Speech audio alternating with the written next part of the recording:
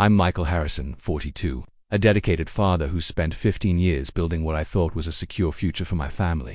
Last Tuesday, while organizing our financial documents for tax season, I discovered something that shattered everything I believed about the woman I married. The college fund I'd been meticulously contributing to for our twin daughters, $47,000, accumulated over 12 years, was completely empty. But that wasn't the worst part. Bank statements scattered across my kitchen table told a story I never could have imagined. My wife Sarah had withdrawn every penny over the past 6 months. The final withdrawal, a cashier's check for $18,500, dated just 3 days ago. The memo line read simply BMW down payment. That same evening, I watched through our bedroom window as Sarah's coworker Derek pulled into our driveway in a brand new silver BMW, grinning like he'd won the lottery. If you've ever felt the ground disappear beneath your feet when someone you trusted betrayed everything you've built together, you'll understand what happened next. The family portrait on our mantel smiled back at me mockingly. Sarah, me, and our twin daughters, Emma and Sophie, all gathered round the Christmas tree just 8 months ago. We looked so perfect, so happy. Sarah's arm wrapped around my waist, her head tilted against my shoulder in that way that always made my chest warm with contentment. The girls flanked us, 12 years old and beaming with gap-toothed grins, still young enough to believe their parents were invincible. I picked up the frame with trembling hands. How long had this been a lie? 15 years. That's how long Sarah and I had been married. We met at a friend's barbecue when I was 27, fresh from completing my electrical contractor certification and hungry to build something lasting. Sarah was 25, working her way up at Henderson Marketing, ambitious and beautiful in a way that made other men turn their heads when we walked into a room together. Our courtship was a whirlwind of late-night conversations, weekend trips to the mountains, and dreams shared over morning coffee. Sarah wanted stability, a family, someone who would come home to her every night. I wanted to be that man, the provider, the protector, the father I never had growing up. When the twins came along 3 years later, Sarah quit work for 2 years to stay home.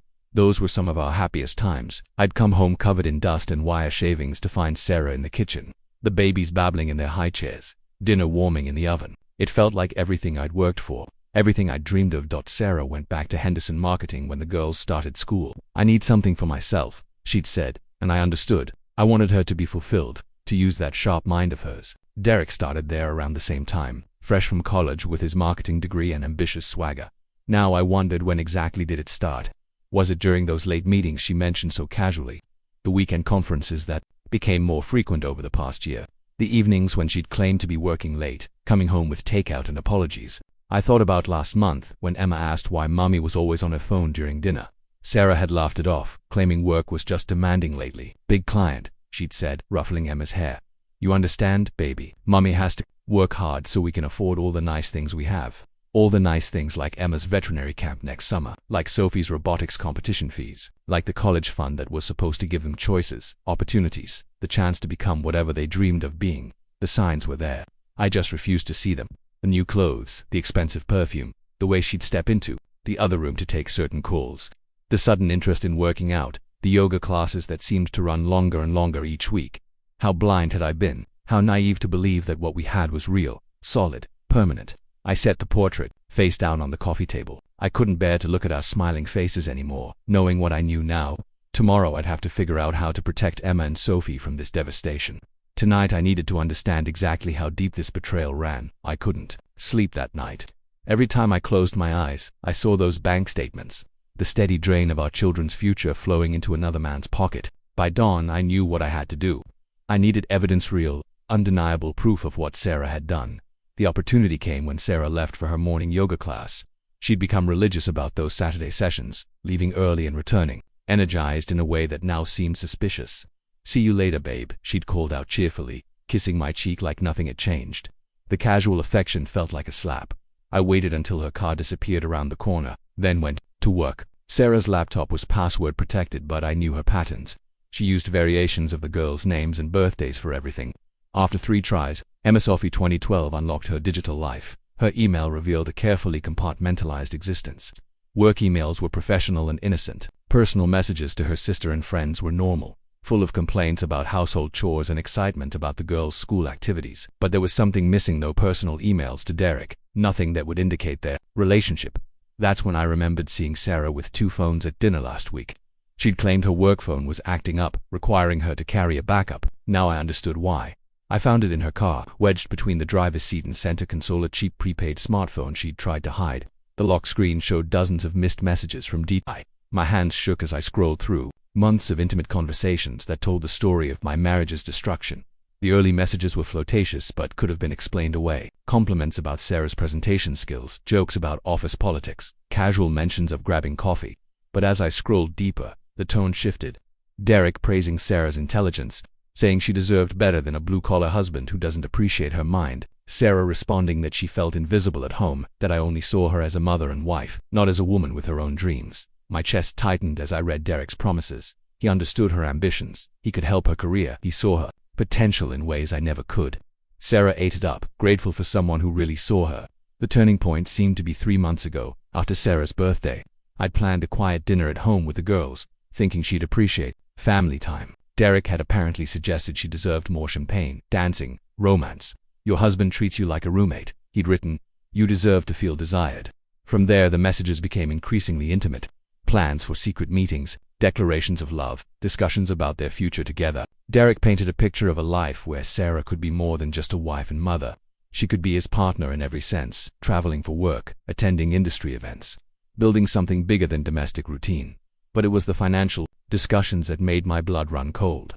Derek complained about student loans, his expensive tastes, his desire for a better car. Sarah, eager to prove her devotion, began offering solutions. Small amounts at first, a few hundred here and there, from her own paycheck. Then larger sums as Derek's needs grew. I can access our savings, she'd written. Michael never checks the accounts. He trusts me completely. The phrase hit me like a physical blow. She was right. I had trusted her completely, with our finances, our children, our future. That trust had been weaponized against our family. The final messages were the most damaging. Derek expressing doubt about their relationship, worried about the complications of their affair. Sarah reassuring him, promising that she was ready to leave me, that she'd already consulted a lawyer about divorce. Once I'm free, we can be together, properly, she'd written. I'm handling everything, you just have to trust me. I photographed every message, every image, every piece of evidence that would prove what Sarah had done. This wasn't just adultery, it was systematic theft, fraud, and the calculated destruction of our family for another man's benefit. As I returned the phone to its hiding place, I felt something shift inside me. The heartbroken husband was giving way to something harder, more determined. Sarah wanted to play games with our family's future. I'd make sure she understood the rules and the consequences before this was over. The college brochures were spread across Emma's desk like colorful promises of the future. Colorado State University's veterinary program, UC Davis, or banal, the school she'd researched with the methodical determination of a 12-year-old who'd known her calling since she was 5 years old and nursed a wounded sparrowback to health. Dad, look at this, Emma said, pointing to a photo of students in white coats examining a golden retriever. They have the best large animal program in the country. I could specialize in equine medicine and work with horses. My throat tightened as I watched her trace the images with her finger, already seeing herself in those labs, those classrooms. Across the room, Sophie sat surrounded by her own collection of engineering program brochures, sketching designs for a bridge that could withstand earthquakes, while humming some tune she'd learned in science class. I'd started their college fund, the day they were born, writing that first check for $500 while Sarah recovered in the hospital bed, the twins sleeping peacefully in their bassinet. They'll have choices, I'd whispered to Sarah. Whatever they want to be, we'll make sure they can afford to become it. Every month for 12 years I'd faithfully deposited money into that account. When work was good, I'd add extra. When we got tax refunds, half went straight to the girl's future. I'd sacrificed vacations, delayed buying a new truck, ignored my own wants because nothing mattered more than giving Emma and Sophie the opportunities I'd never had. Growing up, college wasn't even discussed in my house. My father worked construction when he worked at all, and my mother cleaned houses to make ends meet. Smart kids from families like mine learned trades or found jobs right out of high school. The idea of higher education, of following your dreams, regardless of your bank account, felt like fantasy. I'd promised myself that my daughters would never face those limitations. They were brilliant, Emma with her intuitive understanding of science and her gentle way with animals, Sophie with her mathematical mind and innovative thinking. They deserved every door to be open, every dream to be within reach. Dad, are you okay? Sophie looked up from her sketches, her brow furrowed with concern. She had Sarah's observant eyes, the same ability to read people's emotions that had drawn me to her mother years ago. Just proud of you both, I managed, forcing a smile. You're going to do amazing things. The weight of what I'd discovered pressed down on me. How could I tell them that their mother had stolen their future to buy affection from another man? That the dreams we'd nurtured together, the plans we'd made, had been sacrificed for Derek's BMW payment? Emma bounced over to me with her characteristic Enthusiasm. Mom said you and she were going to sit down with us soon to talk about application deadlines and stuff. She said we need to start thinking seriously about our choices now, even though we're only in 7th grade. The irony was suffocating. Sarah talking about their choices while systematically eliminating them. Playing the supportive mother while robbing them blind. We'll definitely have that conversation, I said carefully. But remember, there are lots of ways to pay for college. Scholarships, financial aid, work-study programs. The most important thing is that you both keep working hard and following your passions. Sophie nodded seriously. Emma's already volunteering at the animal shelter, and I'm going to ask Mr. Peterson if I can help with the robotics team next year, even though I'm technically too young. Their determination humbled me. These girls had inherited the best parts of both their parents, Sarah's ambition and intelligence, my work ethic and persistence. They'd find a way to achieve their dreams, with or without that college fund. But they shouldn't have to. They'd done nothing wrong, nothing to deserve having their security stripped away for their mother's selfish choices. I thought about the sacrifice I'd made over the years, the extra hours worked, the delayed gratification. Also, these two amazing kids could have better than I did. Sarah had benefited from those sacrifices to the comfortable life, the nice house, the financial security that allowed her to pursue her career without worry. And she'd thrown it all away for a man who saw her as a bank account with benefits. Dad. Emma's voice brought me back to the present. You look sad. I pulled both girls into a hug, breathing in the scent of their shampoo, memorizing the feeling of their trust, their love, their certainty that their father would always protect them. I'm not sad, sweetheart, I'm grateful. You two are the best things that ever happened to me. As they settled back into their homework, I made a silent promise.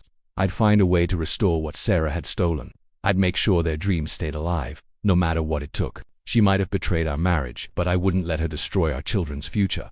The Henderson marketing website painted Derek Morrison as a rising star.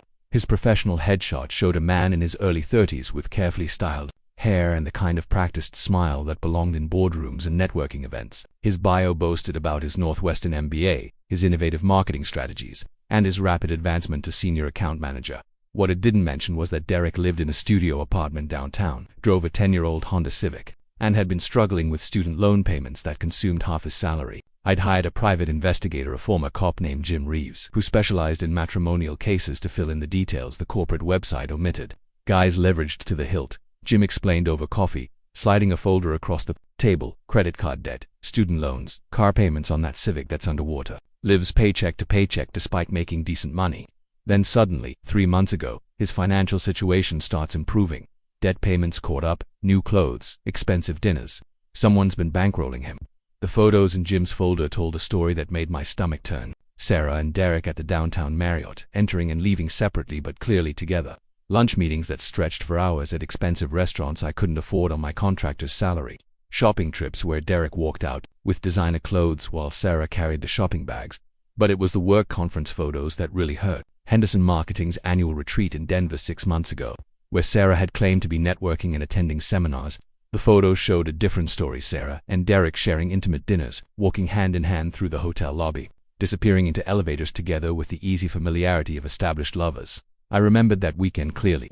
Sarah had called me each evening, describing boring presentations and complaining about the food.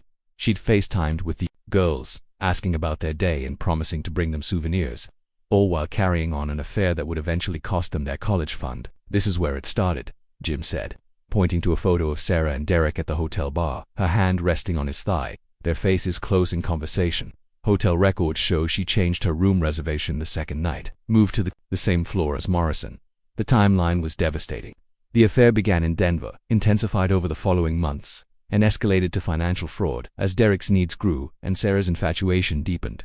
She'd returned from that conference, different, more distant from me, more involved with her phone, more critical of our life together. I should have seen it, I said, staring at a photo of Sarah laughing at something Derek had said, her face bright with the kind of joy I hadn't seen her direct at me in months. Jim shrugged. Cheating spouses get good at compartmentalizing. She probably convinced herself she was protecting you and the kids by keeping it secret. That's how they justify it. They're not hurting anyone as long as nobody knows. Except Sarah's protection had come at the cost of our children's future. Each secret meeting, each stolen afternoon, had been funded by money meant for Emma's veterinary school dreams and Sophie's engineering aspirations. The worst part was reading Derek's social media posts from that period. Photos of expensive dinners with captions about living the good life. Check-ins at upscale bars and restaurants, always carefully cropped to avoid showing his companion. Comments from friends asking about his apparent financial turnaround. wondering if he'd gotten a promotion or a second job. Derek had been flaunting the lifestyle my wife was funding with our children's money, and I'd been oblivious to all of it. What kind of man lets a married woman with kids pay for his lifestyle? I asked Jim, though I already knew the answer. The kind who doesn't see her as a person. Jim replied bluntly. He sees her as a resource. Someone lonely and vulnerable, who can solve his problems. Guys like Derek are predators. They identify women who aren't getting enough attention at home and make them feel special, desired.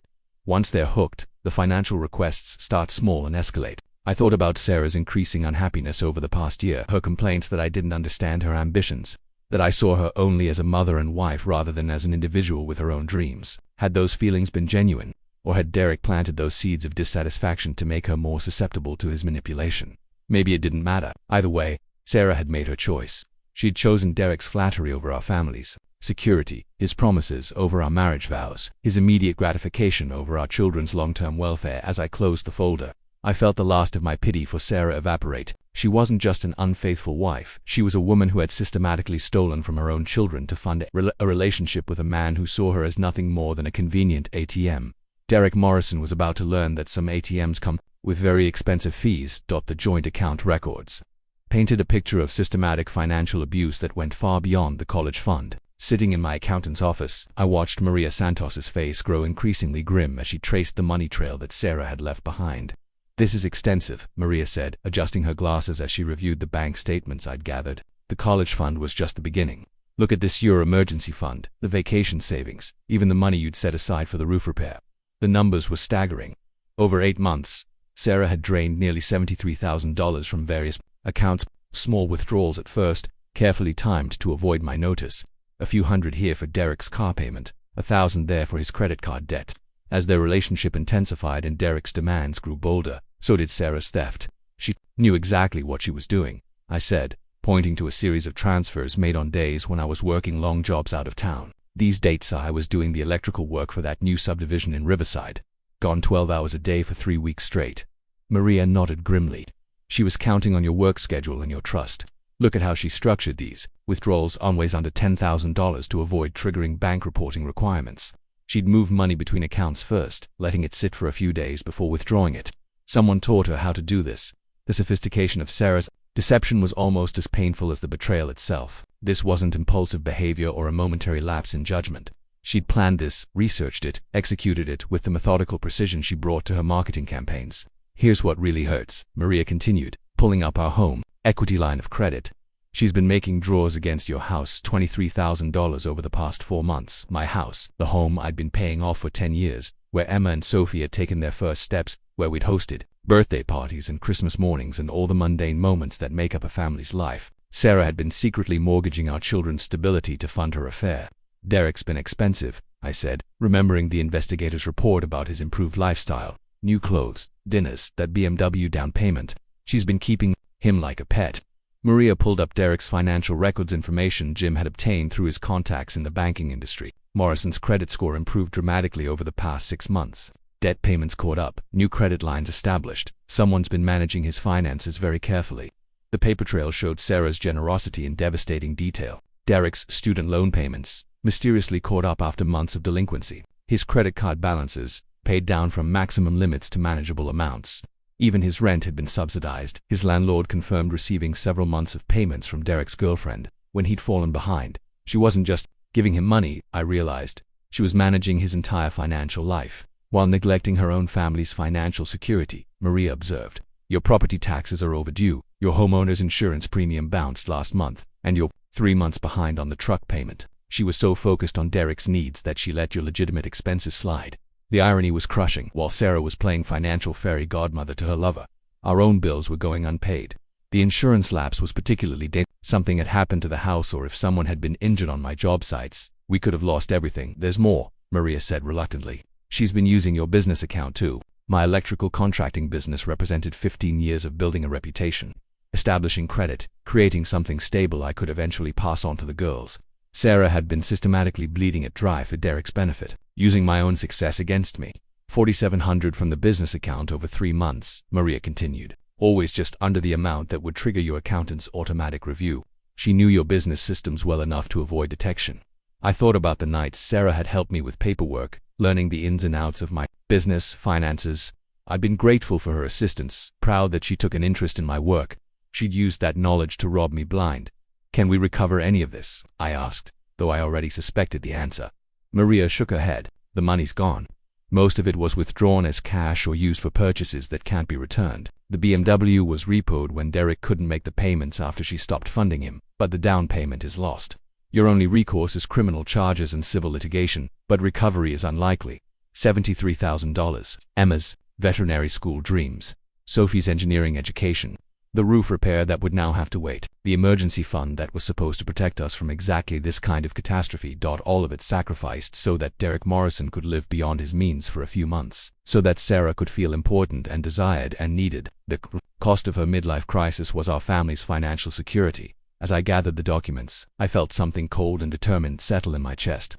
Sarah had gambled with our children's future and lost. Now it was time for her to face the consequences of her choices. Rebecca Martinez's law office occupied the corner suite of a restored Victorian house downtown, the kind of place that suggested competence without flashiness. I'd chosen her based on recommendations from other divorced contractors, men who'd needed someone tough enough to protect their assets and smart enough to navigate complex financial situations. This is one of the more clear-cut cases I've seen, Rebecca said, reviewing the folder of evidence I'd compiled. She was younger than I'd expected, maybe 40. With sharp eyes and the kind of direct manner that suggested she didn't waste time on pleasantries. Your wife has committed multiple felonies, theft, fraud, forgery on some of these bank documents.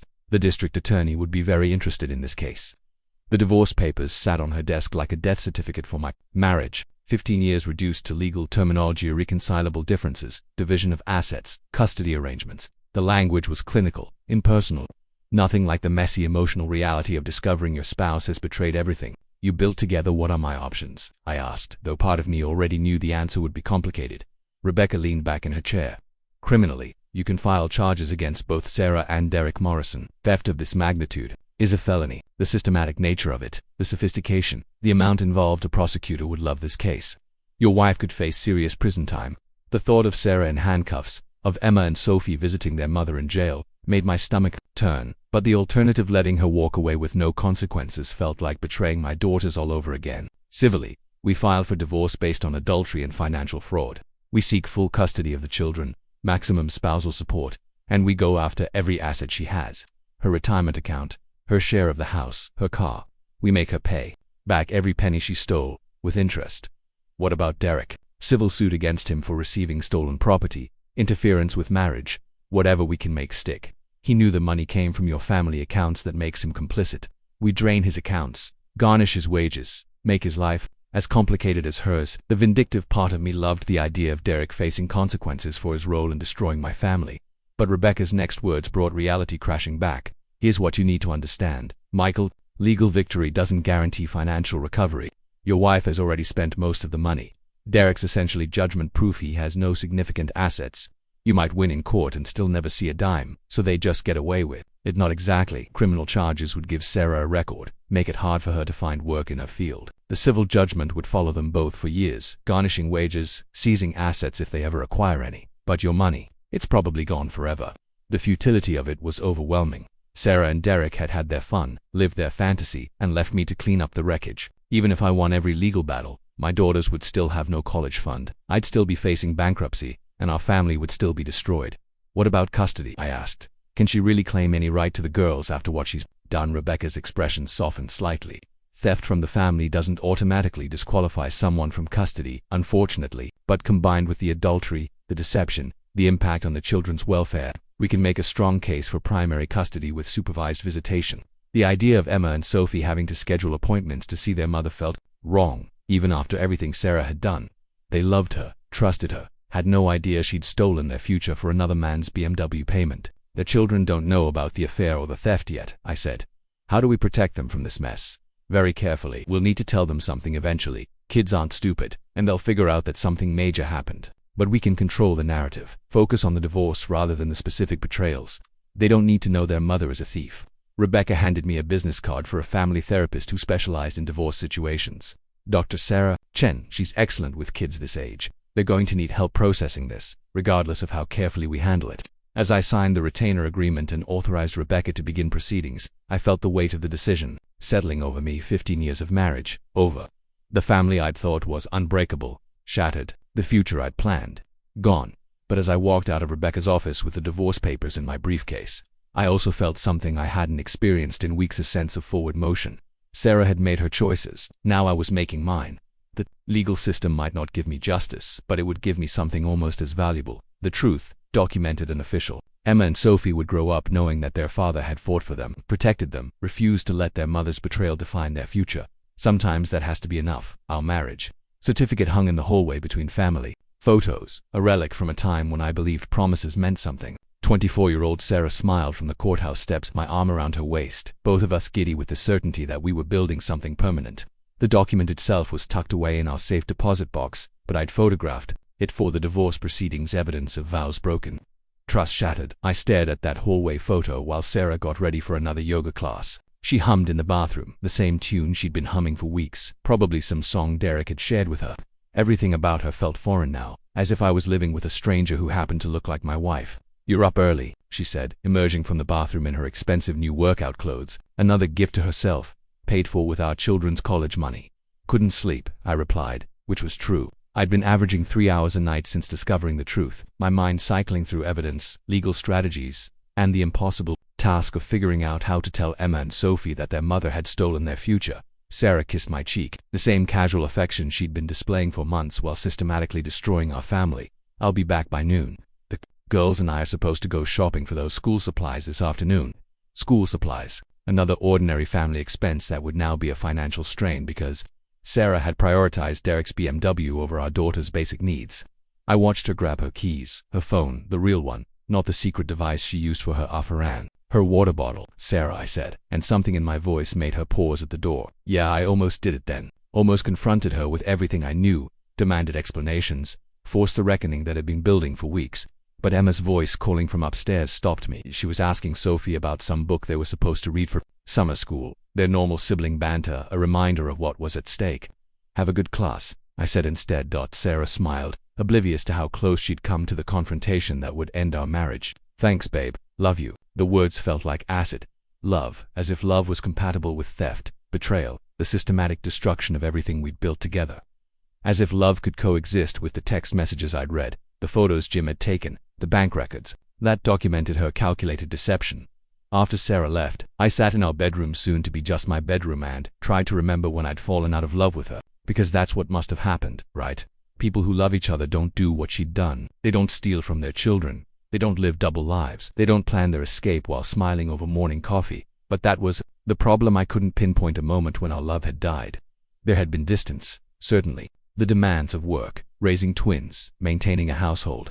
All of it had created a kind of comfortable routine that left little room for romance. We'd become partners in the business of family life rather than lovers sharing dreams. When had that business partnership become insufficient for Sarah? When had she started craving excitement, validation, the thrill of being desired by someone new? And why hadn't she talked to me about it instead of turning to Derek? I pulled out our wedding album, something I hadn't looked at in years. Young Sarah beamed from every page, radiant in her simple white dress, surrounded by friends and family who believed they were witnessing the beginning of a great love story. My younger self looked confident, proud, certain that I could make this woman happy for the rest of our lives. What had gone wrong? Had I become complacent, taking her for granted? Had my focus on providing for the family made me neglect providing for our relationship? Were there warning signs I'd missed? Conversations we should have had, problems we should have addressed before they festered into infidelity?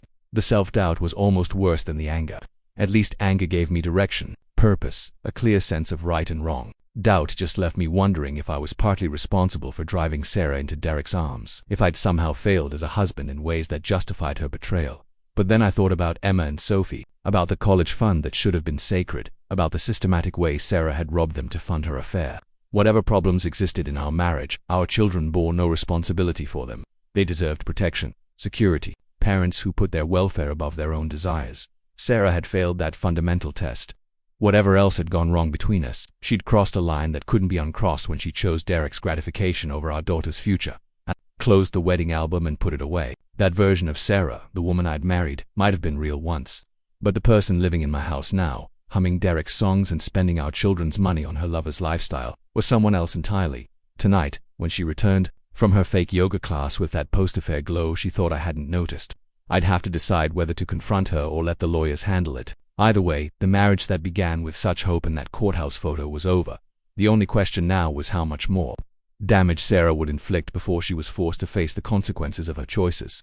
I set my phone to record and placed it on the kitchen counter, hidden behind the coffee maker. Whatever Sarah said when I confronted her, I wanted it documented. Rebecca had been clear about the importance of evidence, especially if Sarah tried to spin the story or deny what she'd done. Sarah returned from her yoga class, glowing with a particular radiance that I now recognized as post-affair satisfaction. She hummed that same tune while unloading her gym bag, moving with the loose, relaxed energy of someone whose secret life was going exactly as planned. "Good class?" I asked, my voice remarkably steady. "Amazing. Jennifer's really pushing us with the advanced poses. I feel like I'm getting stronger every week." The lies came so easily to her now, built on months of practice. Jennifer was probably a real person in Sarah's yoga class, providing convenient cover for hours spent in hotel rooms with Derek. "The girls are at my sister's for the afternoon," I said. I'd arranged this deliberately, knowing that what came next would be explosive. Emma and Sophie didn't need to witness the destruction of their parents' marriage. "Oh good, I was hoping we could have some alone time." Sarah moved toward me with obvious intent, her hands reaching for my belt buckle. The casual intimacy, an assumption that I'd welcome her touch after she'd spent the morning with another man, made my skin crawl. "We need to talk," I said, stepping back. Something in my tone must have registered because Sarah's expression shifted, the post-affair glow fading into wariness. "About what?" I pulled out the bank statements, spreading them across the kitchen table like evidence in a murder trial. "About where our daughter's college fund went." The color drained from Sarah's face, but she rallied quickly. "What are you talking about? The college fund is fine. $47,000 Sarah gone withdrawn over the past 6 months." I placed the final withdrawal slip on top of the pile. $18,500, 3 days ago. "Care to explain what that was for?" Sarah's mouth opened and closed silently. I could see her mind racing, trying to calculate how much I knew, whether there was still a way to spin this in her favor. "I can explain. Can you explain this too?" I pulled out Derek's phone records, the photos Jim had taken, the trail of financial evidence that documented their affair. 8 months of receipts. Sarah. Hotels, restaurants, shopping trips, all funded by our family's money. Sarah sank into a kitchen chair, her face ashen. "Michael, it's not what you think. It's not an affair," Sarah said desperately.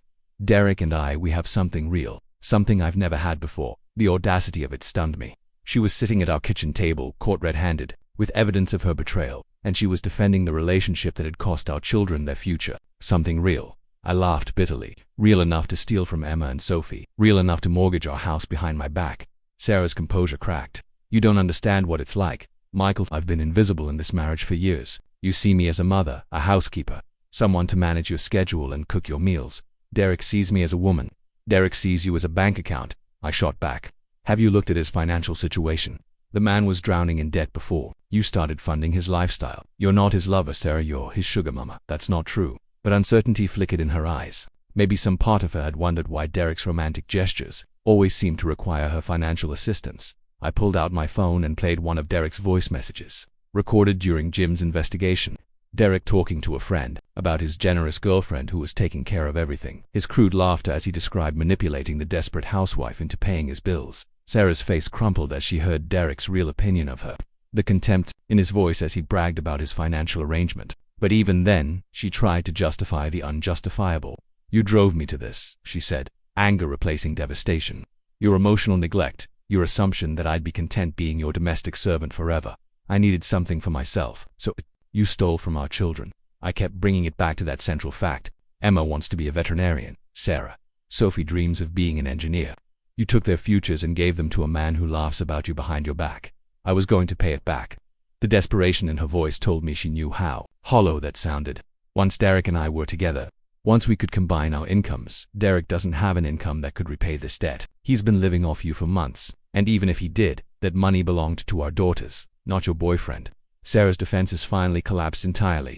She buried her face in her hands, sobbing with the force of someone whose carefully constructed fantasy had just exploded. "I never meant for it to go this far. It started small, just helping him with a car payment. But he needed more, and I couldn't say no, because he'd leave if you stopped paying his way." She nodded miserably. "I love him, Michael. I know you don't understand, but I do. And he loves me. He loves your checkbook. The moment you stop funding his lifestyle, Derek Morrison will find another lonely wife to exploit." I gathered the evidence, feeling hollow rather than vindicated. Sarah's tears, her broken explanations, her desperate justifications, none of it could restore what she'd destroyed. The money was gone, our marriage was over, and our daughters would pay the price for their mother's midlife crisis. I filed for divorce, I said quietly. Rebecca Martinez is representing me. You'll be served papers tomorrow. Sarah looked up, mascara streaking down her cheeks. Michael, please. We can work through this. I'll end things with Derek. We can go to counseling. You stole from our children. Sarah, there's no coming back from that. What about Emma and Sophie? They need their mother. They needed their college fund more. You made your choice. I headed toward the door, then turned back. Pack a bag. I want you out of the house tonight. You can stay with Derek. I'm sure he'll be very understanding when you explain that the gravy train just derailed. As I left Sarah sobbing at our kitchen table, I felt something shift inside me. The marriage was over, but the fight for my daughter's future was just beginning. Sarah had chosen Derek over our family. Now she'd have to live with the consequences of that choice. Exactly what I think. You've been stealing from our children to fund your affair with Derek Morrison. The words came out cold, clinical, each one chosen for maximum impact. $73,000 total. Our emergency fund, the vacation savings, money from my business account, all of it gone so your boyfriend could live beyond his means. Emma's journal lay open on her desk, her careful handwriting documenting the growing tension she'd sensed at home. Mom and Dad aren't talking much anymore. She'd written 3 days ago. Dad looks sad all the time, and Mom keeps checking her phone during dinner. I asked Sophie if she noticed, but she just said, grown-ups go through weird phases sometimes. I closed the journal gently, respecting my daughter's privacy while struggling with how much 12-year-olds could perceive without understanding. Emma had always been the more observant twin, sensitive to emotional undercurrents that Sophie, focused on her projects and logical puzzles, often missed entirely. They'd returned from their aunt's house that evening to find Sarah gone, her closet half empty, her personal items missing from the bathroom. I'd spent an hour rehearsing what to tell them, consulting the family therapist Rebecca had recommended, trying to find words that would explain the unexplainable without destroying their faith in the concept of family. Dad's Sophie appeared in the doorway, her hair still damp from her shower. Where's Mom? Emma materialized beside her sister, both girls wearing matching expressions of worried confusion. They'd noticed Sarah's absence immediately. Of course, kids always notice when their world shifts, even slightly. Come sit with me, I said, patting the couch beside me. We need to have a talk. They settled on either side of me, Emma curling up against my arm while Sophie sat cross-legged, her analytical mind already working to process whatever information I was about to share. Mom and I are having some serious problems, I began, using the words Dr. Chen had suggested. Sometimes, when adults can't solve their differences, they decide it's better to live apart for a while. Are you getting divorced? Emma's voice was small, muffled against my shoulder. The directness of children never ceased to amaze me. No euphemisms, no careful dancing around the truth, just the central question that mattered. Yes, I said simply. We are. Sophie straightened up, her engineer's mind, seeking practical information. Where will we live? Where will Mom live? What about school? You'll live here with me. This is your home, and that's not changing. Mom will find her own place, and we'll work out a schedule so you can spend time with both of us. But why? Emma pulled back to look at me, her eyes bright with unshed tears. What problems could be so bad that you can't fix them? How do you explain to a 12-year-old that her mother chose another man over her family, that the college fund we'd all talked about, planned for, dreamed about, had been stolen to fund an affair, that the woman who'd sung them lullabies and bandaged their scraped knees had systematically betrayed everything they'd built together? Sometimes people grow apart, I said carefully. Sometimes they want different things from life, and they can't find a way to compromise. Your mom and I have different ideas about what's important, about how a family should work. It was the truth, carefully edited for their age and emotional capacity. Dr. Chen had been clear about protecting them from the full scope of Sarah's betrayal while still acknowledging their right to understand why their world was changing. Is it our fault? Sophie asked, and the question nearly broke my heart. Absolutely not. I pulled both girls closer, feeling the weight of their trust, their need for reassurance in a world that had suddenly become uncertain. This has nothing to do with you two. You are the best things that ever happened to either of us. Mom and I both love you more than anything in the world. Emma sniffled against my shirt. If she loves us so much, why is she leaving? The question I'd been dreading, the one that had no good answer. Because Sarah hadn't just left, she'd been stealing from them for months, prioritizing Derek's needs over their security. But 12-year-olds couldn't process that level of betrayal from a parent they trusted. Sometimes love isn't enough to fix everything, I said. Your mom needs to figure some things out for herself. But her leaving doesn't mean she loves you any less. Even as I said it, I wondered if it was true.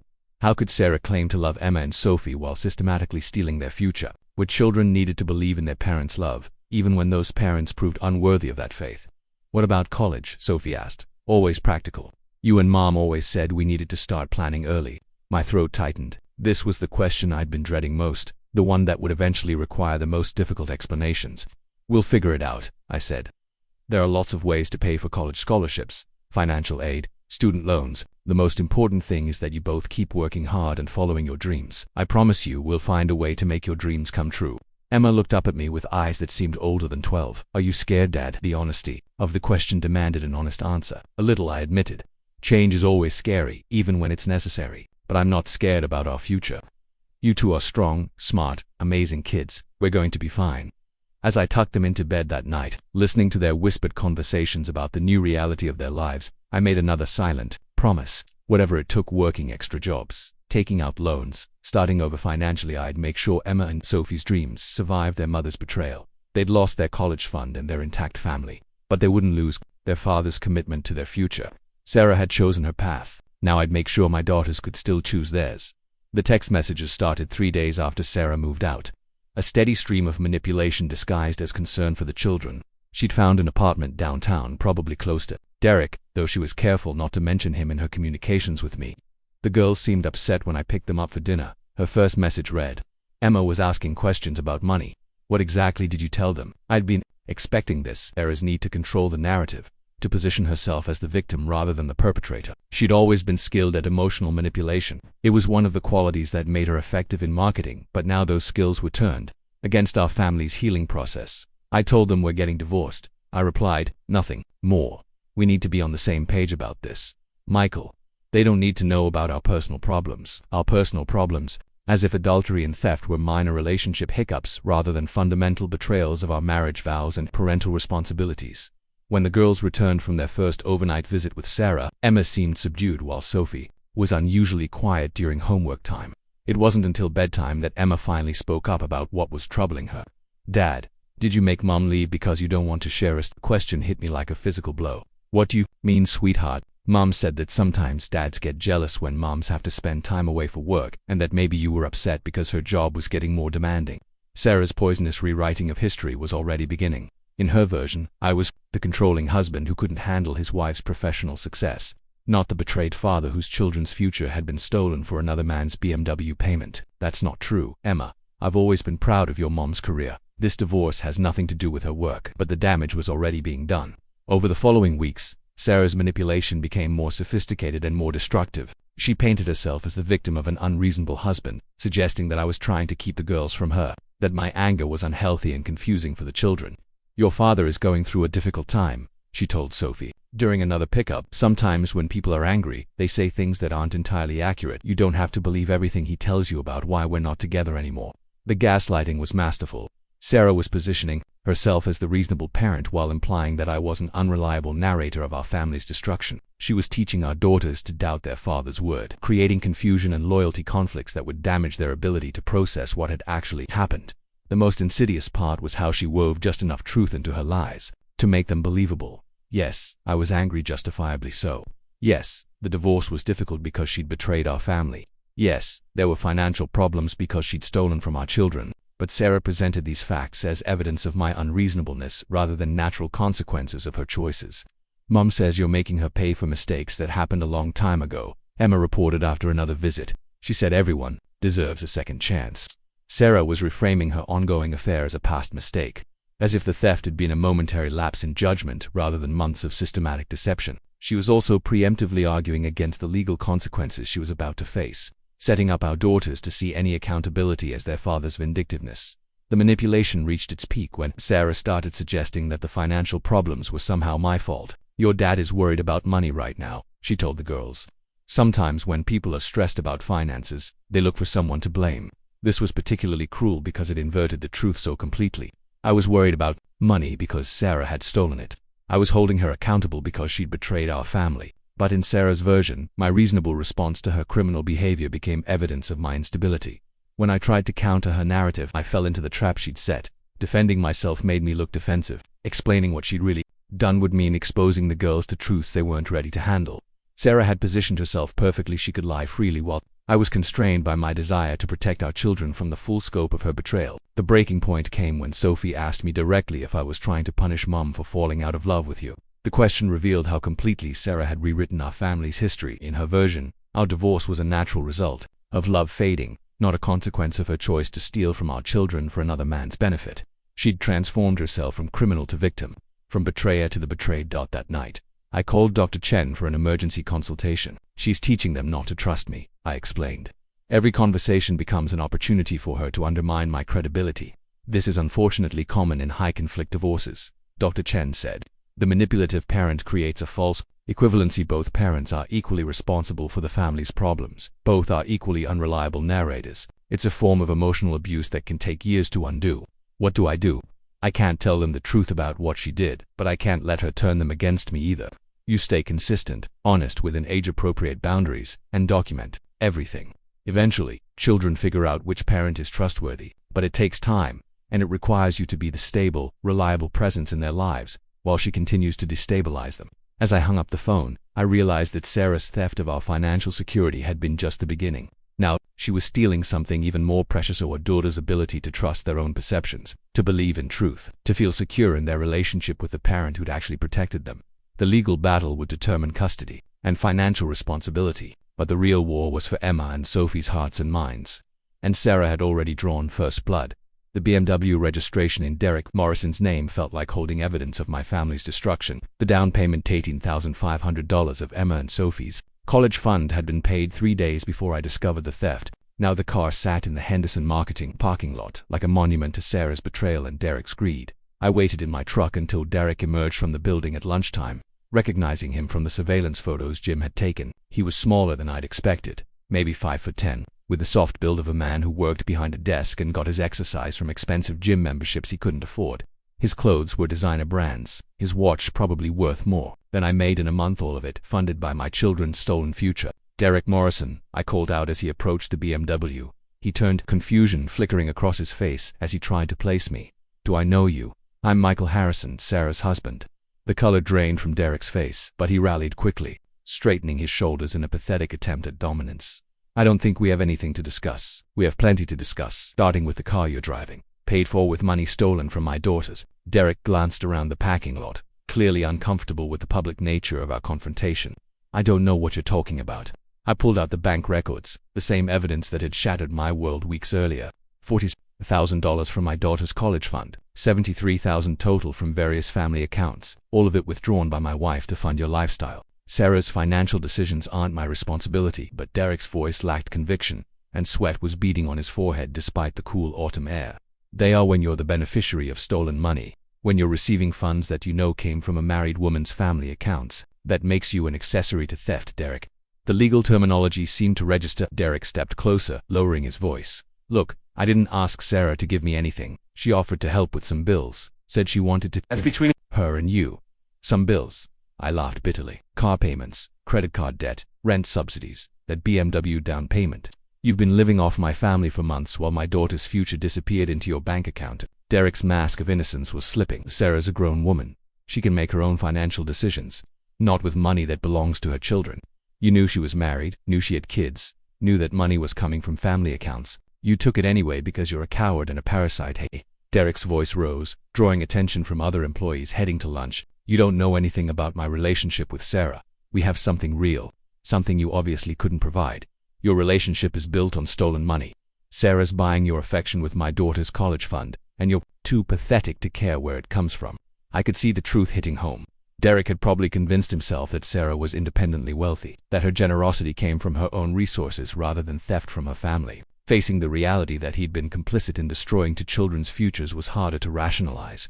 "I'm filing charges," I continued. "Receiving stolen property, conspiracy to commit theft, whatever else my lawyer can make stick. Every payment Sarah made to you, every bill she covered, every luxury you enjoyed, it's all documented. You're going to face the same consequences she is. You can't prove I knew. I can prove you knew she was married with children. I can prove the amounts involved were far beyond what any reasonable person would expect from casual dating. I can prove you never questioned where a marketing coordinator got the money to fund your expensive lifestyle." Derek's bravado crumbled entirely. "Look, maybe we can work something out. I never meant for this to hurt anyone. Too late for that. My daughters are asking why they can't afford the things we'd planned for them. Their college fund is gone, Derek, their security, their opportunities, their trust in their mother, all sacrificed so you could drive a BMW you couldn't afford." I pulled out my phone and showed him photos of Emma and Sophie from their recent school awards ceremony. These are the children you stole from, 12 years old. Brilliant, hard-working kids who trusted their mother to protect their future. Look at them, Derek. Look at what your selfishness cost. Derek glanced at the photos and looked away quickly, unable to meet the innocent faces of the children his greed had harmed. I didn't know about the college fund specifically. You didn't want to know. You were too busy enjoying the benefits to ask questions about the source. That's not ignorance, Derek, it's willful blindness. A group of Derek's co-workers had gathered near the building entrance, clearly aware that something dramatic was unfolding in their parking lot. Derek noticed them too, his face flushing with embarrassment. "This isn't over," I said, moving closer so only he could hear. "You destroyed my family for a car payment. You helped a mother steal from her own children. The legal system might not give me everything I want, but everyone you work with, everyone you know, everyone you meet is going to understand exactly what kind of man you are. You can't do that. Watch me." I stepped back, raising my voice so Derek's colleagues could hear. "Just wanted to thank you again for helping my wife steal our daughter's college fund. The BMW looks great. I hope it was worth destroying too. Kids' futures."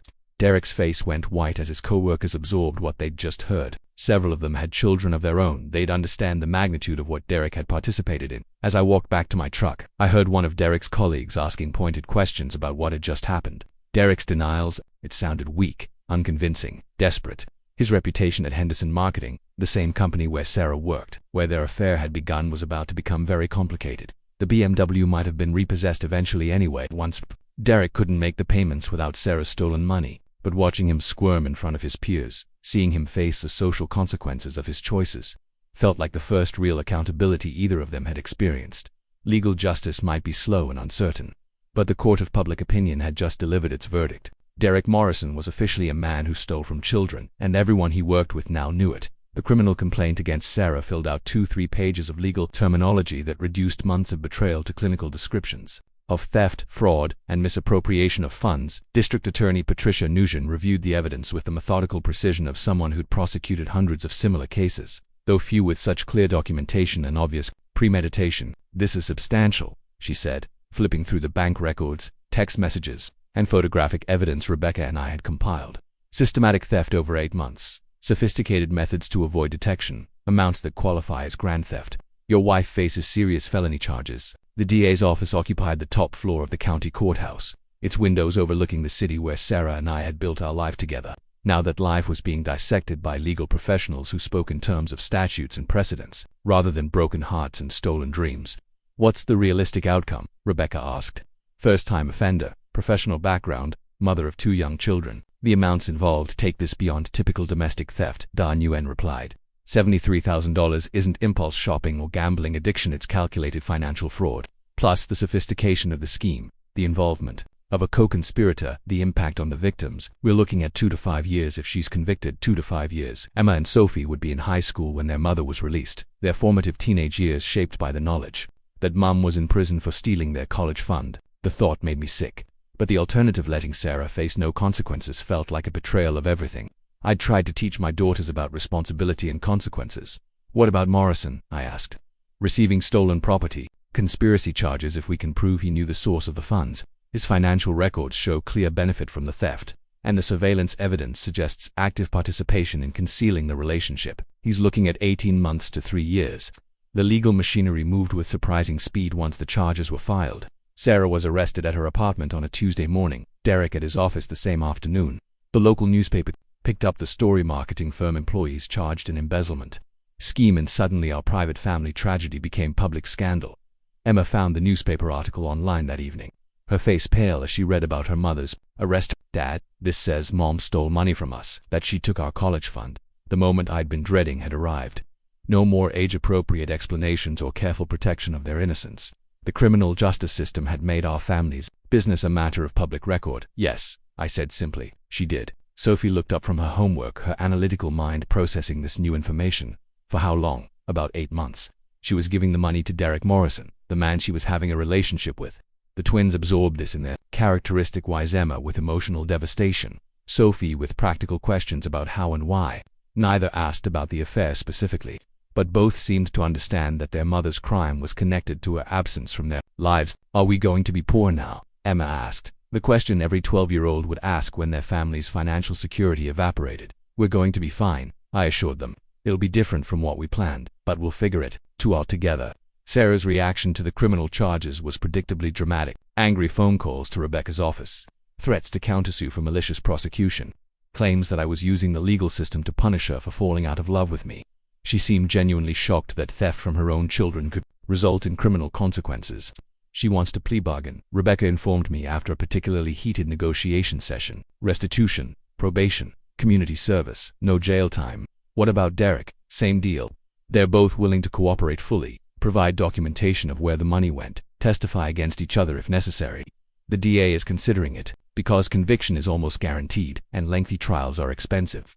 The plea bargain felt unsatisfying, like Sarah and Derek were escaping the full consequences of their choices. But Nguyen explained the practical realities of prosecution. Your wife's earning potential is significant, she said. Restitution payments from her salary could recover more money than prison time where she'd earn nothing. And with her criminal record, her career in marketing is effectively over. She'll face employment consequences for years. The financial impact on Sarah and Derek was already becoming apparent. Henderson Marketing had terminated both of them immediately after the arrests, citing conduct incompatible with company values and breach of professional ethics. Derek's apartment lease was revoked when his landlord learned about the criminal charges. Sarah's new apartment management company was seeking early termination of her lease. The BMW was repossessed yesterday, Rebecca reported with what might have its satisfaction. The finance company considers the down payment fraudulent, so Morrison lost both the car and the money. He's essentially judgment-proof. No assets, no job, no income. The social consequences were equally severe. Word of the scandal spread through our community quickly, leaving Sarah isolated from former friends who couldn't comprehend a mother stealing from her own children. The girls' friends at school had heard the story from their parents, creating awkward situations that Emma and Sophie had to navigate with remarkable maturity. But the most important consequence was the establishment of legal truth. Whatever Sarah's attempts to rewrite history, however she tried to manipulate the girls' understanding of events, the criminal court record provided indisputable documentation of what had actually happened. Will people always know about this? Sophie asked one evening as we discussed how to handle questions from classmates. For a while I said honestly, but people forget, and eventually this won't define our family anymore. What matters is that we know the truth, and we're dealing with it honestly. As I signed the victim impact statement that would become part of Sarah's criminal record, I thought about the different types of justice available in our situation. Legal justice was slow and imperfect, but it provided accountability and established truth. Social justice was harsh but immediate, isolating Sarah and Derek from the community they'd betrayed. Financial justice was elusive that money was gone, and restitution would take years. But there was another type of justice that mattered more than all the others. The justice of Emma and Sophie understanding that their father had fought for them, protected them, refused to let their mother's betrayal go unchallenged. They'd grown up knowing that actions have consequences, that truth matters, that someone will always stand up for what's right in the end. That might be the most important lesson to emerge from our family's destruction. The empty college fund. Passbooks sat on our kitchen table like evidence in a murder trial. 12 years of deposits, from that first $500 when the twins were born to the final $200 contribution I'd made just weeks before discovering Sarah's theft. The balance showed $47,293.17 on December 15th, then a series of withdrawals that reduced it to zero by March. Emma stared at the numbers with the kind of focused intensity she usually reserved for studying injured animals. Sophie held her copy of the bank statements, her mathematical mind calculating exactly how much had been stolen and when. She took it all, Emma whispered. Every penny we were saving for college. The newspaper article had forced this conversation, but part of me was relieved that the truth was finally out. No more careful euphemisms about financial problems or adult disagreements. Emma and Sophie deserved to understand exactly why their family had been destroyed and their future compromised. It started small, I explained, pointing to the first unauthorized withdrawal, $200 in August. By the time I discovered what was happening, she'd emptied the account completely. Sophie traced the withdrawal pattern with her finger. She was systematic about it, never took more than $3,000 at once, spaced the withdrawals across different weeks. She was trying to avoid detection. The clinical precision of Sarah's theft was almost as painful as the betrayal itself. This wasn't impulsive behavior, or a momentary lapse in judgment. It was calculated fraud, planned and executed with the same attention to detail she brought to her marketing campaigns. Why? Emma's voice broke on the single word that summarized everything painful about our situation. Why would Mom steal from us? I'd been preparing for this question for weeks, consulting with Dr. Chen about how to explain adult betrayal to children who still needed to believe in love, trust, and family bonds. Your mother was in a relationship with a man named Derek Morrison, I said carefully. He had financial problems, and she wanted to help him, but instead of using her own money or asking me to discuss it as a family, she took money that belonged to you. The twins exchanged a look that seemed to contain an entire conversation. They'd suspected something was wrong with their parents' marriage. But the revelation that their mother's affair had cost them their college fund added a dimension of betrayal they'd never imagined. "Is that why you got divorced?" Sophie asked. "Because she was dating someone else." "That's part of it. But the bigger problem was that she stole from our family to pay for his lifestyle. She bought him a car with your college money, Sophie. She paid his rent and his credit card bills with savings we'd been building for 12 years. Emma started crying, the quiet tears of someone whose worldview had just shattered. "I was going to study veterinary medicine. We had enough saved for the first 2 years at Colorado State. We had enough for both of you to go wherever you wanted," I said, pulling her into a hug. "Your mother took that choice away when she decided Derek's immediate wants were more important than your long-term dreams." Sophie's response was characteristically analytical. "How much did she steal total?" $73,000. The college fund was the largest single account, but she also took money from our emergency savings, the vacation fund even, money from my business account. "So she didn't just steal from us," Sophie said. "She stole from the whole family." "Yes, and she lied about it for months. Every time I mentioned the college fund, every time we talked about your future plans, she knew the money was already gone." The weight of Sarah's deception was staggering when viewed through our daughter's eyes. Every conversation about college visits, scholarship applications, career planning, all of it had been based on a lie. Sarah had participated in those discussions, while knowing she'd already sacrificed the girl's financial security for Derek's benefit. "Will we still be able to go to college?" Emma asked, the practical concern underlying her emotional devastation. "Absolutely. It'll be different from what we planned. We'll need scholarships, financial aid, maybe student loans. I'll work extra jobs if necessary. But you're both brilliant, hard-working kids. Your dreams don't disappear because your mother made terrible choices." Sophie looked up from the bank statements with something that might have been anger. "Is Mum going to jail?" "She's been charged with theft and fraud. She might go to jail, or she might get probation and have to pay the money back over time. That's up to the courts to decide." "Good," Sophie said with startling vehemence. "She should go to jail. She stole from her own children." Emma's reaction was more conflicted. "But she's still our mom, even if she did something horrible. I don't want her in prison." The difference in their responses reflected their personalities perfectly. Sophie's sense of justice, demanding accountability. Emma's compassionate nature struggling to reconcile love with betrayal. Both reactions were valid. Both were heartbreaking. "It's okay to have complicated feelings about this," I said. "You can love your mother and still be angry about what she did. You can want her to face consequences while hoping she learns from this and becomes a better person." "Will we still see her?" Emma asked. "Yes, but differently. The court will decide on a visitation schedule, and there will probably be rules about what she can and can't do when you're with her." The supervised visitation order was already in place, requiring Sarah's interactions with the girls to be monitored by a court-appointed supervisor until she completed counseling and demonstrated financial responsibility. The woman who'd stolen from her own children couldn't be trusted alone with them until she proved she'd changed. "Does Derek have kids?" Sophie asked, her strategic mind already working through the implications. "No, he's 28, unmarried, no children of his own. So he helped our mom steal money from kids, but he doesn't even know what it's like to be a parent." Sophie's voice carried a cold anger that reminded me uncomfortably of myself. "He took our college fund and he doesn't even understand what that means." Emma wiped her eyes and looked at the empty passbook again. "I keep thinking about all those times Mom talked about our college plans, how she'd ask about our dreams and pretend to be excited about our futures. She was lying the whole time." "I don't think she started out planning to lie," I said, though defending Sarah felt like swallowing glass. "I think she made one bad decision, then another, then found herself in too deep to tell the truth.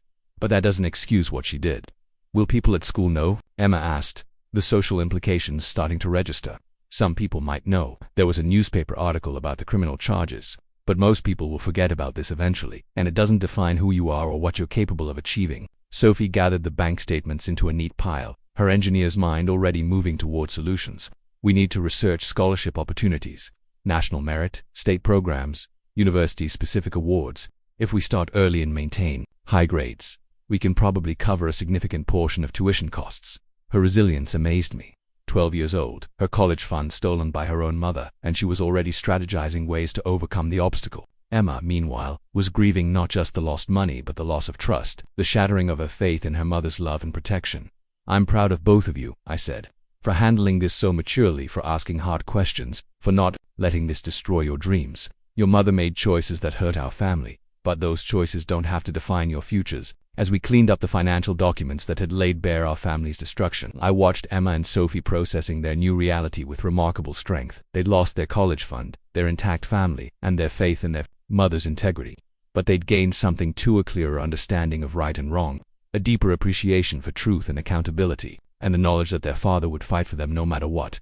The empty passbook went into the file with the other evidence of Sarah's betrayal, but the dreams it had once represented Ma's veterinary aspirations, Sophie's engineering ambitions, those weren't gone. They were just more expensive now, requiring different strategies and greater determination. Sarah had stolen our money, but she couldn't steal our hope. That realization felt like the first step toward healing. The GoFundMe page appeared online, without my knowledge, created by my neighbor Janet Collins after she learned about Sarah's theft from a mutual friend at the grocery store. Help Emma and Sophie Harrison rebuild their college dreams, read the title, accompanied by photos Janet had taken of the girls at last year's science fair, both of them beaming with pride over their award-winning projects.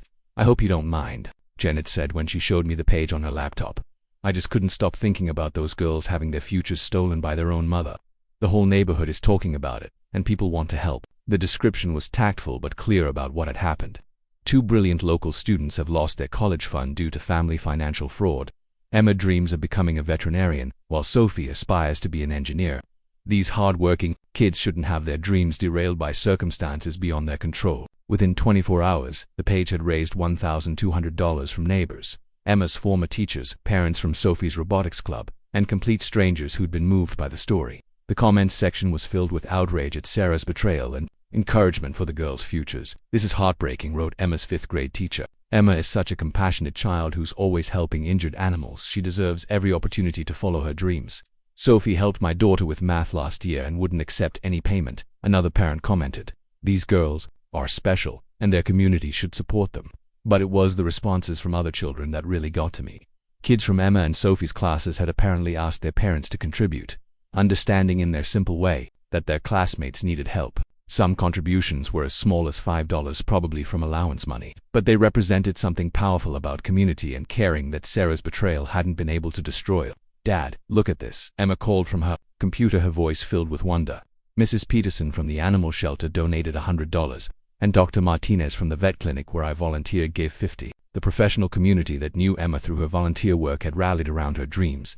These were people who'd seen her gentle way with injured animals, her dedication to learning about veterinary medicine, her mature understanding of responsibility and compassion. Sophie's support came from different sources but was equally meaningful. The local engineering firm where she'd won a junior design contest contributed $200. Her math teacher started a collection among the faculty. Even the hardware store where I bought supplies regularly had put up a donation jar with the girls' photo. "Your daughters are good kids," the store owner told me when I discovered the jar. "Sarah might have made bad choices, but those girls shouldn't suffer for it. This community takes care of its own." The financial support was helpful. Every dollar brought Emma and Sophie closer to their college goals, but the emotional support was invaluable. After weeks of feeling isolated by our family's scandal, we were being reminded that our community saw the girls as victims, not accomplices. People were willing to invest in their futures despite their mother's betrayal. The momentum grew when the local newspaper decided to follow up on the criminal charges with a human interest story about community support for Sarah's victims. The reporter, Maria Santos, interviewed Emma and Sophie about their dreams and how they were coping with their changed circumstances. "I still want to be a veterinarian," Emma told the reporter with quiet determination. "Mum's choices can't change what I love doing or what I'm good at. I just have to work harder now to make it happen." Sophie's response was characteristically analytical. "Setbacks are just problems that need solutions. There are lots of ways to fund education if you're willing to be creative and work hard. This situation just means I need to start scholarship applications earlier than planned." The article generated even more support. College savings contributions arrived from across the state, sent by parents who couldn't imagine stealing from their own children. A retired veterinarian in Denver sent a check for $500 specifically for Emma's education. An engineering firm in Colorado Springs offered Sophie a summer internship when she turned 16. But the most meaningful support came from our immediate community, the people who'd watched Emma and Sophie grow up, who knew their characters independent of their mother's crimes. These neighbors and friends had seen the girls' resilience, their determination to overcome obstacles rather than be defeated by them. "You know what I love about this?" Janet said as we watched the donation total climb past $3,000. "It's not just charity. People are investing in Emma and Sophie because they believe in these kids. They've seen their work ethic, their kindness, their intelligence. This money comes with expectations. People expect these girls to succeed." The community support created something I hadn't expected, accountability that ran both ways. Emma and Sophie weren't just receiving charity, they were accepting investment in their futures from people who expected returns in the form of achievement, service, and contribution to society. "We have to live up to this," Sophie said one evening as she reviewed scholarship requirements. All these people who believe in us, we can't let them down. You won't, I assured her. This support isn't based on hope or charity. It's based on recognition of who you already are and what you're already capable of achieving. The GoFundMe page became more than a fundraising tool. It became a public declaration that our community valued education, supported children, and refused to let one parent's betrayal destroy 2 young lives full of promise. Sarah's theft had cost Emma and Sophie their financial security, but it had revealed something more valuable. They belonged to a community that would protect and nurture their dreams even when their own mother wouldn't. The college fund she'd stolen had been built by one family's sacrifices. The fund being rebuilt was supported by an entire community's faith in these 2 remarkable girls. In trying to destroy our daughters' futures, Sarah had inadvertently demonstrated how many people were willing to help restore them. The lesson was one Emma and Sophie would carry forever. Even when the people closest to you fail, the broader community of good people will step forward to help if you're worthy of their support. And my daughters had proven beyond any doubt that they were. The termination letter from Henderson Marketing arrived at Sarah's apartment on a Thursday morning, delivered by certified mail to ensure she couldn't claim ignorance of her employment status. The language was corporate and precise. Due to conduct incompatible with company values and breach of professional ethics, your employment is terminated effective immediately. Rebecca shared the details with obvious satisfaction during our weekly legal update. They're citing the criminal charges, but also the workplace affair and misuse of company resources. Apparently, Derek had been using office equipment in time to manage his relationship with Sarah, and she'd been accessing confidential financial information to plan their ... activities. The professional consequences for both Sarah and Derek were swift and devastating. In the interconnected world of marketing and advertising, word traveled quickly about employees who'd been arrested for embezzlement. Other firms in the area circulated unofficial blacklists, ensuring that neither Sarah nor Derek would find work in their chosen field anywhere in the region. She's applied to 17 companies, Rebecca reported after reviewing the employment records subpoenaed for the restitution hearing. 12 never responded, 3 explicitly rejected her after background checks, and 2 offered minimum wage positions in retail. The woman who'd once commanded a $50,000 salary, managing million-dollar marketing campaigns, was now facing a future of entry-level jobs and damaged reputation. Her professional identity, built over 15 years of career advancement, had been destroyed by 8 months of criminal behavior. Derek's situation was even worse. His expensive lifestyle had been entirely dependent on debt and Sarah's subsidies. With both sources of income eliminated, he'd been evicted from his apartment, forced to move back in with his parents in suburban Denver, and was working part-time at a call center while facing mounting legal fees. The BMW was repossessed yesterday, Rebecca announced with barely concealed satisfaction. The finance company considers the down payment fraudulent since it came from stolen funds. Derek lost both the car and the money, $18,500 just gone. The irony was perfect. The BMW that had symbolized Derek's success, that had been purchased with Emma and Sophie's college fund, had provided him exactly 0 value. He'd driven it for 3 months before losing it to repossession, leaving him with bus passes and ride shares while facing criminal charges for receiving the stolen money that had made it possible. Sarah's attempts to maintain a lifestyle while unemployed were equally futile. The expensive apartment she'd rented to start her new life with Derek became unaffordable within weeks.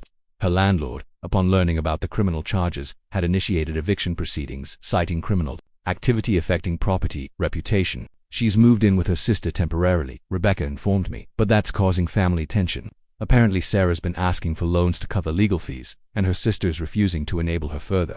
The social isolation was as complete as the financial devastation. Sarah's former friends, particularly those with children, couldn't understand how a mother could steal from her own daughters. The mom groups she'd belonged to, the professional networks she'd cultivated, the social circles that had defined her identity, all of them closed ranks against a woman who'd betrayed the fundamental responsibilities of parenthood. The plea hearing is next week, Rebecca continued. She's agreed to full restitution, 5 years probation, 300 hours community service, no jail time, but the felony conviction stays on her record.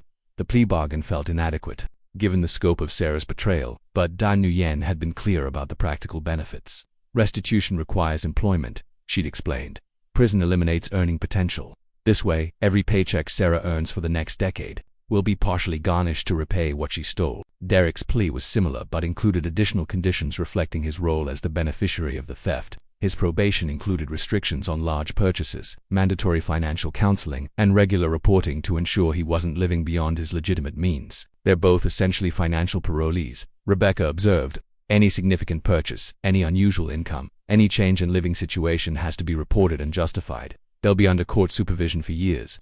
The most fitting consequence was the impact on their relationship.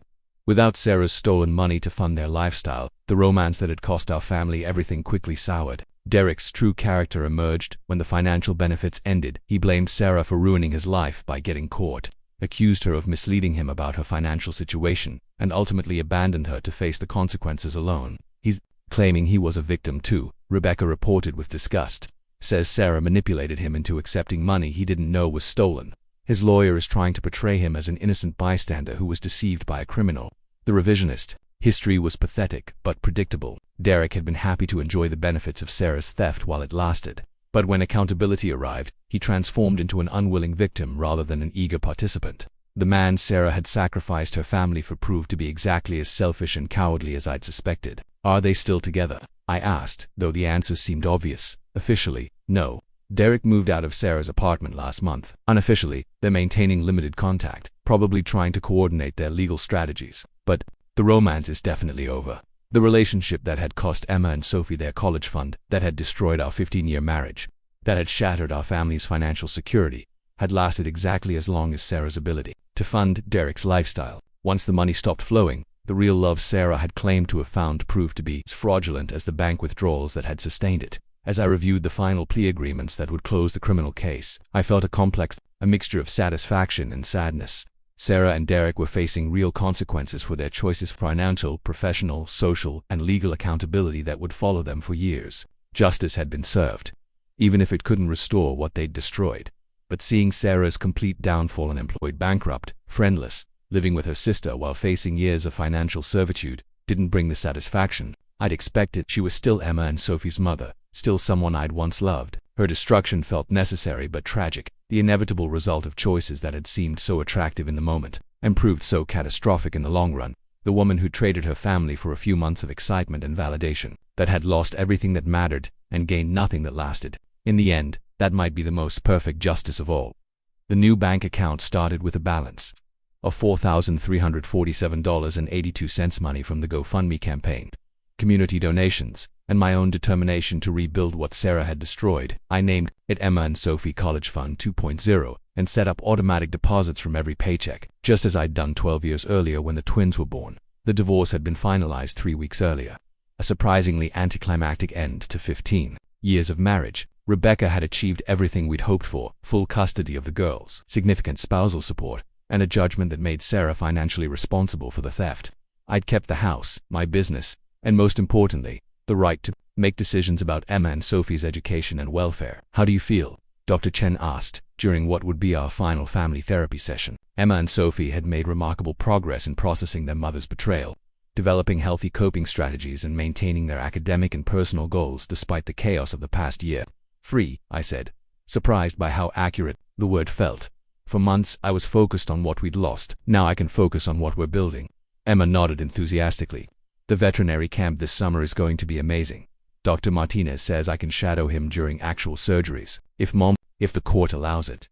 She still struggled with how to refer to Sarah, whose visitation rights remained limited to supervised encounters once a week. Sophie had channeled her energy into an ambitious academic schedule, taking advanced math courses online and working on engineering projects that would strengthen her college applications. I've identified 14 scholarship opportunities that specifically target students who've overcome family financial hardship. She announced 3 of them have application deadlines before my freshman year of high school.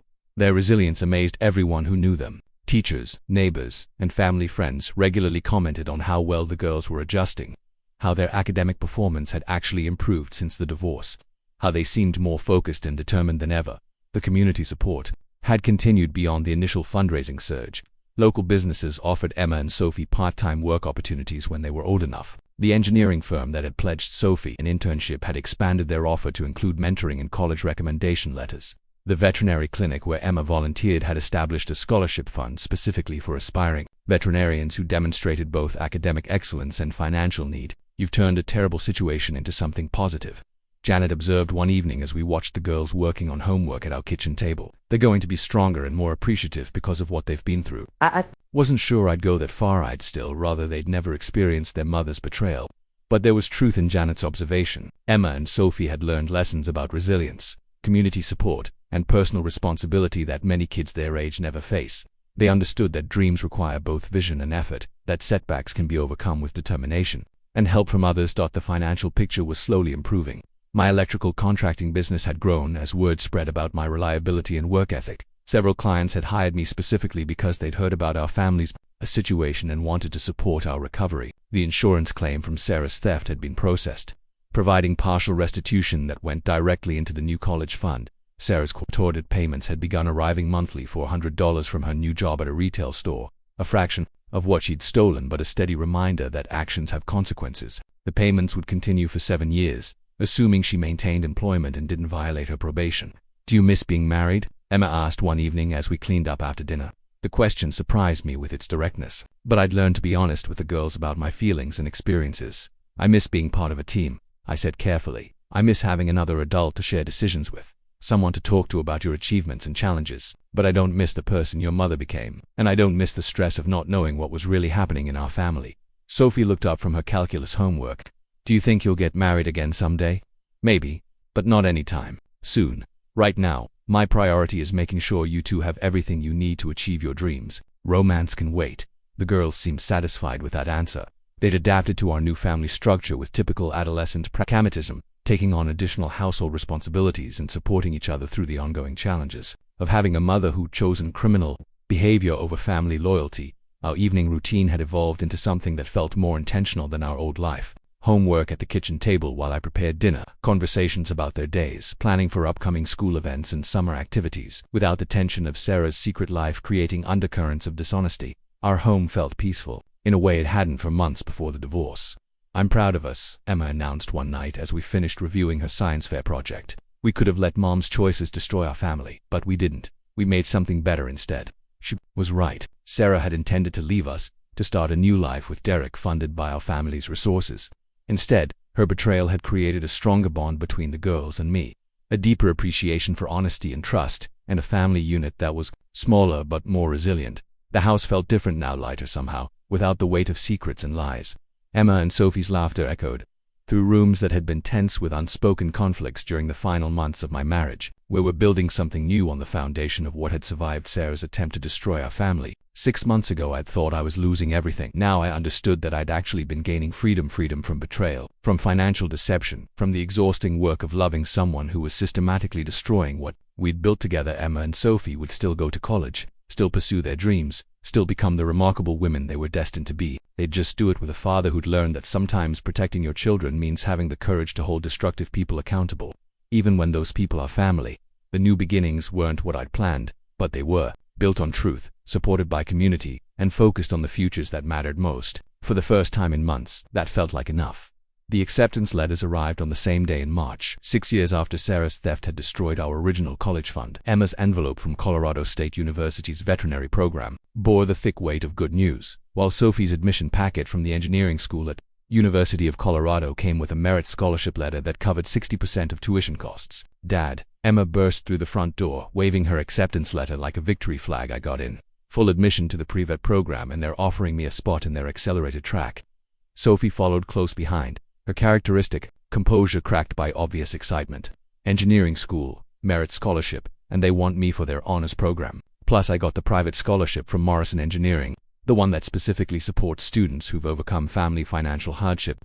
I gathered both girls into a hug, feeling the weight of 6 years of struggle, determination, and community support culminating in this moment. The dreams that Sarah's betrayal had threatened to destroy were not only alive but thriving, stronger for having been tested by adversity.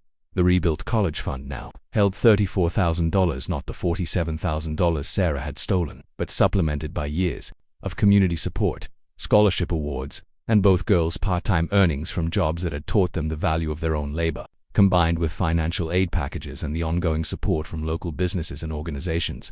Both Emma and Sophie could pursue their education without the crushing debt burden I'd feared 6 years earlier. "Remember when we thought Mom stealing our college fund meant we couldn't go to college?" Sophie asked as we spread the acceptance letters across our kitchen table.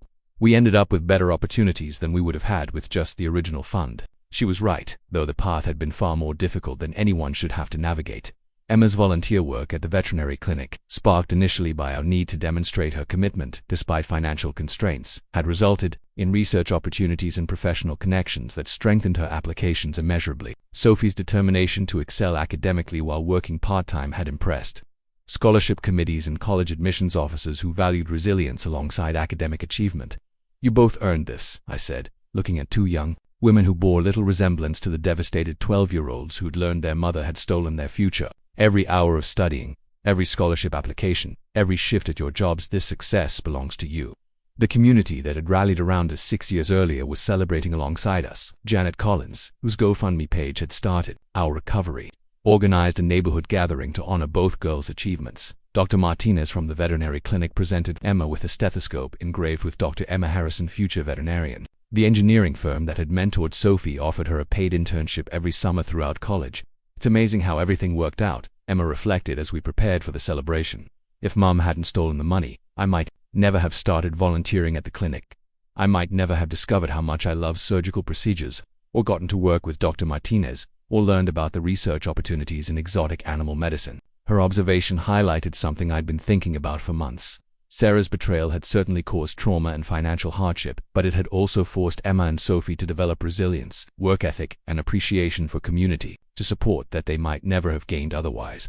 They'd learned that dreams could survive setbacks, that hard work could overcome obstacles, that people would invest in your future if you proved worthy of their faith. Do you ever wonder what would have happened if Mom had never stolen the money? Sophie asked as we drove to the celebration. Sometimes, I admitted, but I think you two are stronger, more appreciative, and more determined because of what you've been through. You've learned that you can overcome anything, that community matters, that your choices have consequences. The celebration was everything I'd hoped for. Neighbors, teachers, local business owners, and family friends gathered to honor two remarkable young women who'd turned their mother's betrayal into motivation for excellence. The mayor presented both girls with certificates recognizing their academic achievements and community service. The local newspaper interviewed them about their scholarship successes and plans for the future. But the most meaningful moment came when Emma and Sophie presented their own surprise donation to establish a scholarship fund for other local students whose college dreams had been threatened by family financial crisis. We want to help other kids whose parents made bad choices, Emma explained to the gathered crowd. No child should have their dreams destroyed because an adult in their life chose selfishness over responsibility. Sophie added, "We've learned that setbacks can become comebacks if you have community support and personal determination. We want to be part of that support system for other students facing similar challenges."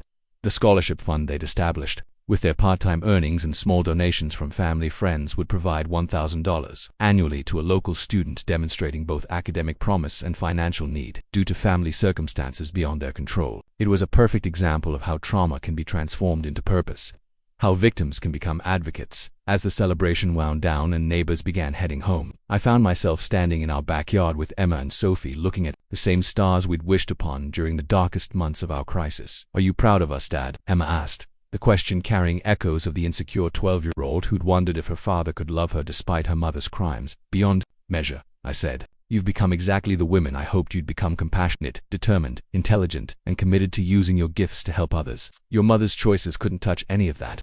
Sophie, ever practical, was already planning ahead. "College is just the beginning. Emma's going to revolutionize veterinary medicine for exotic animals, and I'm going to design infrastructure that helps communities recover from natural disasters. We're going to do big things."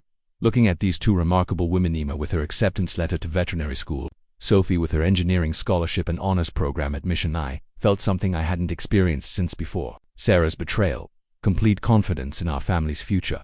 The money Sarah had stolen was long gone, spent on a relationship that had lasted only as long as her theft could fund Derek's lifestyle. But the dreams she'd tried to destroy had not only survived but flourished, strengthened by adversity and supported by a community that believed in redemption through hard work and determination. In 6 months, Emma would begin her journey toward becoming the veterinarian she'd dreamed of being since childhood. Sophie would start her engineering studies with a full scholarship and a clear vision of how she wanted to use her talents to help others. Both would carry forward the lessons they'd learned about resilience, community, and the power of choosing hope over despair.